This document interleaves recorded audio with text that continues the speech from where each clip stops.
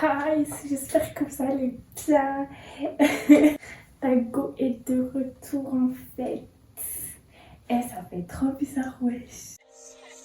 YSL clutch bag, boss niggas love that my weave real long. Do my squats so that ass fat. Love my attitude, so he call me little brat. Brat, he love me long time, cause it's cash, yeah, I match. Et je sais même pas par où commencer.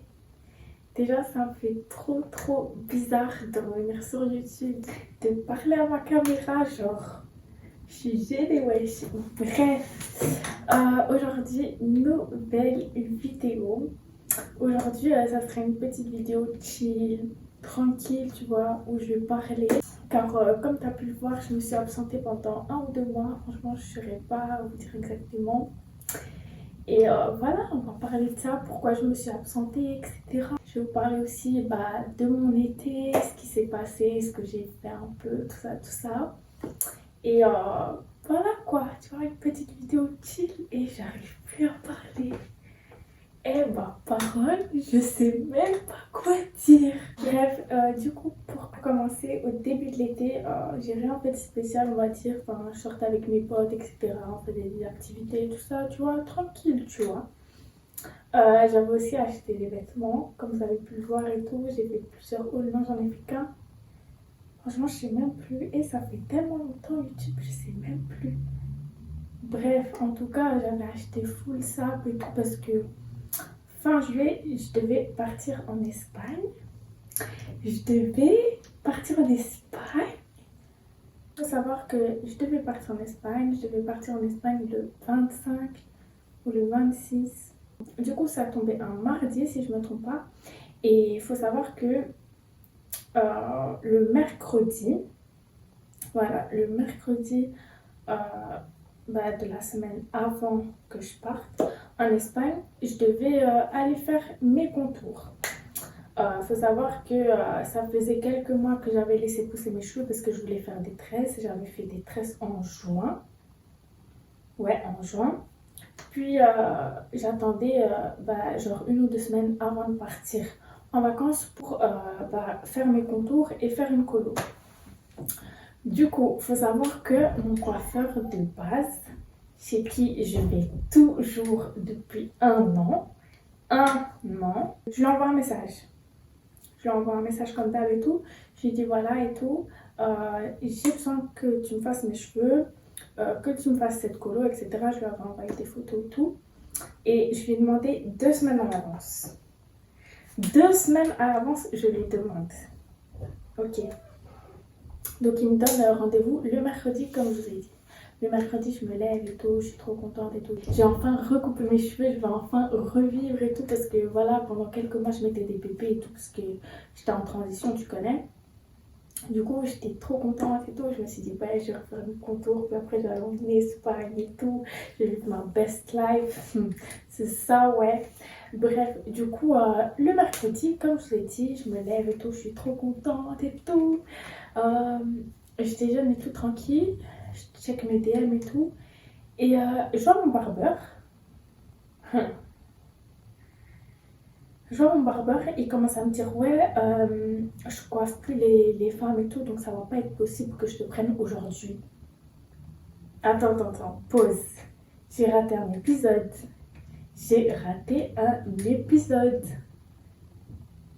Alors que quelques jours avant, je parlais encore avec lui, je lui disais ouais, voilà, telle heure, etc.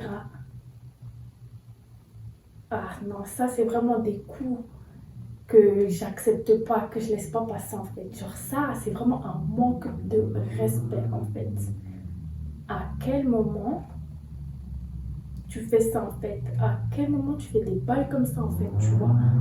Tu sais très bien que je compte sur toi parce que t'es le seul coiffeur sur BX qui fait ma coupe et j'en connais pas d'autres et tu sais très bien que j'en connais pas d'autres et tu sais très bien que trouver un coiffeur qui fait des coupes femmes, qui fait des wavy, qui sait faire ça, c'est compliqué, tu vois. Ici, on n'est pas en France, on n'est pas à Paris, etc. Bruxelles, il n'y a pas... C'est chaud un peu, tu vois.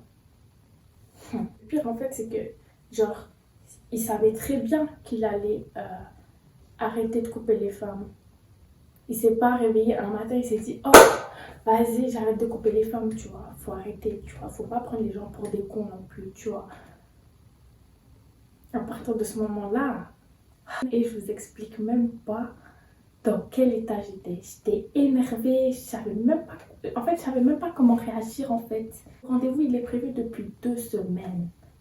Bref. Du coup, tout, à partir de ce moment-là, j'ai commencé à chercher là les barbeurs et tout. Et je trouvais que des barbeurs sur Paris, tu vois. Parce que comme je vous ai dit, voilà, les wavy, tout ça, les coupes femmes et tout, les coupes courtes femmes, c'est très compliqué, tu vois. Il n'y a pas beaucoup de coiffeurs ou de barbeurs qui font ça. Du coup, j'en trouvais que sur Paris et tout. Du coup, vas-y, j'étais vraiment chaude à aller sur Paris juste pour faire ma coupe en fait. Genre, j'étais prête à aller faire aller-retour.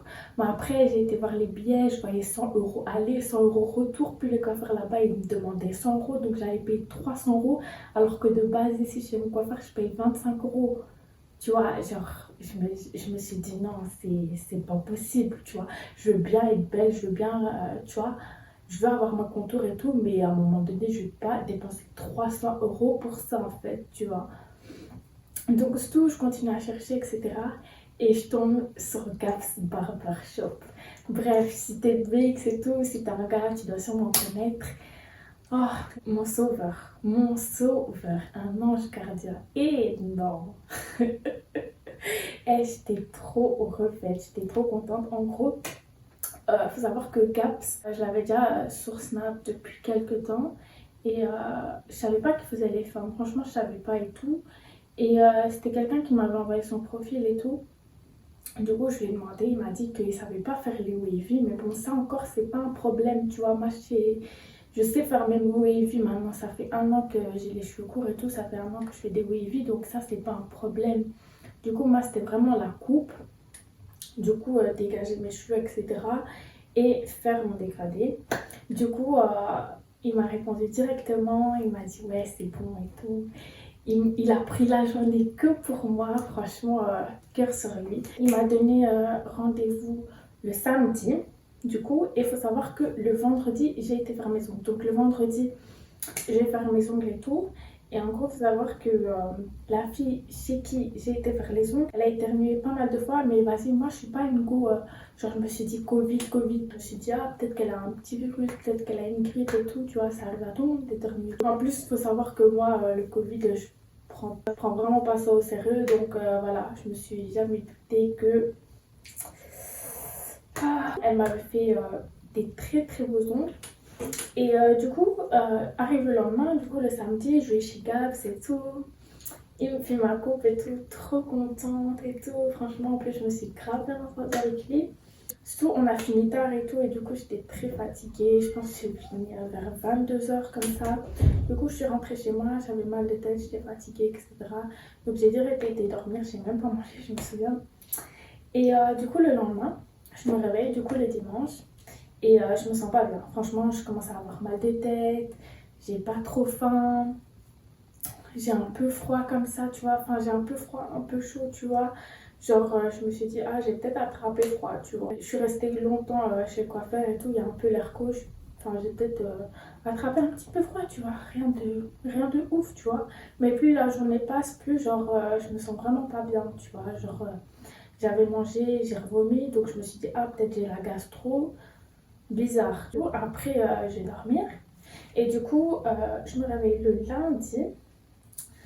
Et le lundi, je devais aller faire mon test pour partir en Espagne.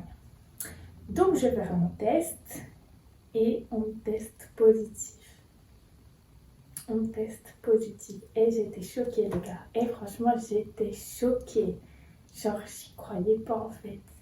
Genre, je me disais, non, mais comment j'ai pu l'attraper en fait, tu vois, genre ça fait presque 2 ans que Covid est là. Moi je prends pas au sérieux tout ça, des fois je mets pas mon masque et tout et j'ai jamais rien eu. Et c'est là, genre comme par hasard, un jour avant d'aller en Espagne, j'attrape le Covid. Non, c'est pas possible. Franchement, j'étais dépitée, j'avais pas le moral, j'ai commencé à pleurer. En plus, le test que j'avais fait, c'est un test antigénique, j'ai eu grave mal, j'ai commencé à pleurer et tout. Alors que j'avais fait il y a pas longtemps avant un test PCR et j'avais limite rien senti.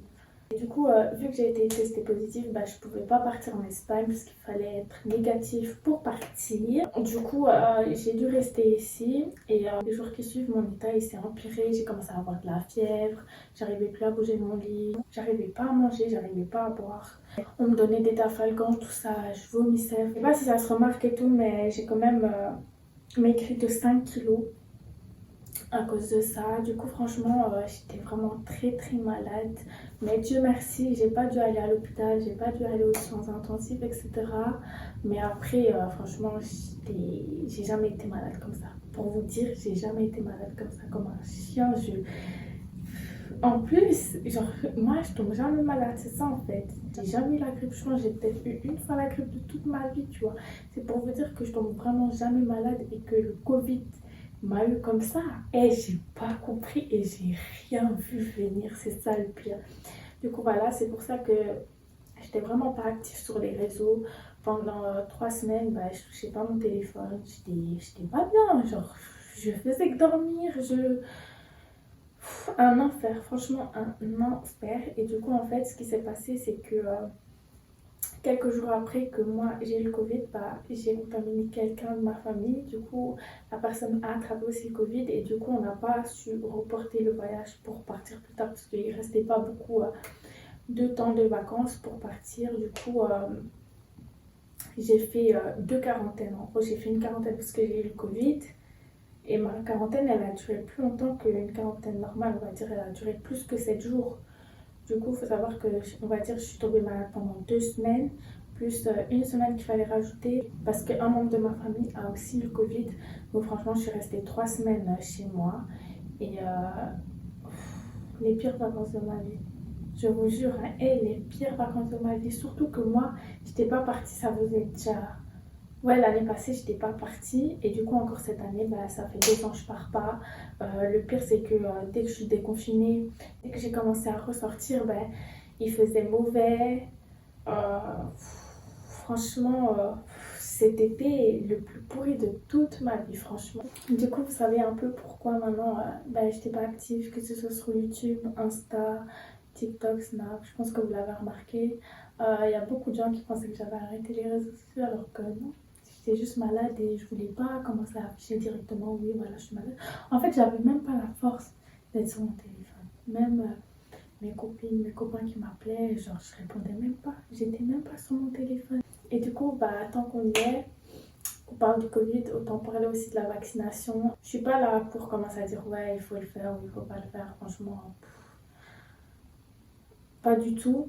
Je voulais juste donner mon avis par rapport à ça parce que voilà, on en parle tous les jours et franchement, ça devient pesant. Moi, personnellement, avant d'avoir le Covid, je me disais, ouais, pourquoi pas faire le vaccin? Parce que j'aime beaucoup voyager, etc. Et faire le test, c'est chiant. Franchement, c'est chiant. Et aussi, toujours payer le test, payer, flemme en fait, tu vois. C'était vraiment juste plus pour voyager en soi.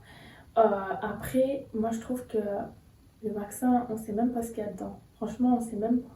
Tu vois, il y a des gens, ils ont fait le vaccin, ils sont morts. Il y a des gens, ils ont fait le vaccin, leur bras, il est paralysé. Mais depuis que j'ai eu le Covid, bah, je me dis, à quoi ça sert que je fasse le vaccin en fait? Franchement, genre,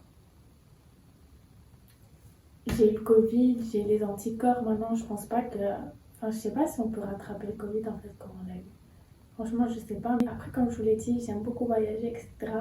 Donc, faire le test comme ça, en plus, la dernière fois que je l'ai fait, là, quand j'ai été positive, ça m'a fait trop mal. Je sais pas si c'est le pharmacien qui savait pas faire le test ou pas, parce que franchement, la première fois que je l'ai fait chez mon médecin traitant, je l'ai senti, mais normal. Alors que là, j'avais vraiment envie de mourir. Genre, j'avais trop mal. J'ai pleuré comme un bébé. Euh, Donc franchement, je sais vraiment pas si moi je vais faire le vaccin un jour. Hein. Mais je pense que tant que c'est pas obligatoire, bah je le ferai pas. Franchement. Bref, j'ai fait cette petite vidéo pour vous dire que voilà, je reviens en force, tout va bien, je suis guérie. C'est le retour de Tago en fait. Vous inquiétez pas, j'ai commencé à être de nouveau active comme avant. Et n'hésite pas à t'abonner, c'est gratuit. Abonne-toi à tous mes réseaux sociaux. De toute façon, je mets tout en barre d'infos. Bisous!